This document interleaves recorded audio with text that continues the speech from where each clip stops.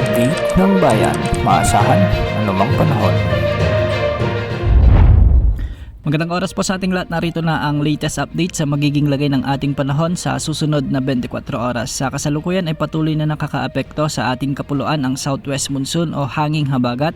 Nagdadala ito ng maulap na kalangitan na may mga kalat-kalat na pagulan at thunderstorms sa Metro Manila, Ilocos Region, Central Luzon, Calabarzon, Mimaropa, Bicol Region, sa buong Visayas at sa buong Mindanao. Makikita natin sa ating satellite animations na may mga kalat-kalat na pagulan at may mga kaulapan na siyang nagdadala ng mga katamtaman hanggang sa kung minsan ay malalakas na pagulan, kaya posible ang banta ng mga biglang pagbaha o pagguho ng lupa sa mga lugar na nabanggit. Samantala, para naman sa nalalabing bahagi ng Luzon ay magiging bahagyang maulap hanggang sa maulap naman ang mga kalangitan na may mga kalat-kalat na pagulan at thunderstorms. Dulot ito ng mga localized thunderstorms. Makikita nga natin sa ating satellite animations na sa Luzon ay may mga malawakang pag-ulan dulot ng mga localized thunderstorms sa Ilocos Norte, Abra, Ilocos Sur, La Union, Benguet.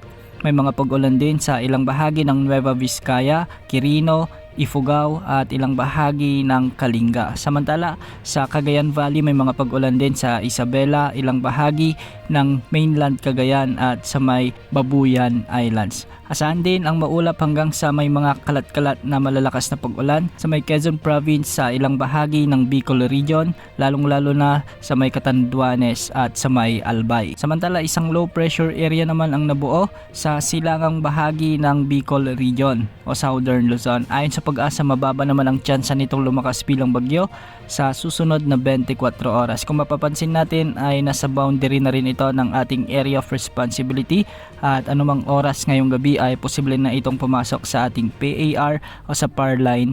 Ngunit wala naman tayong aasahang epekto mula sa LPA na ito. Kung sakaling lumakas ito sa loob ng ating area of responsibility bilang bagyo, tatawagin ito ng Pag-asa bilang bagyong Bising. Ngunit ayon nga sa ating sinabi kanina, mababa ang tsansa nitong lumakas bilang bagyo sa susunod na 24 oras. Bukas asaan pa rin ang pag-iral ng hanging habagat na magdadala ng mga kalat-kalat na pagulan, lalong-lalo na sa kanlurang bahagi ng Luzon, Visayas at Mindanao. Yan muna ang update sa lagay ng panahon. Ito po ang weather update ng bayan, maasahan anumang panahon.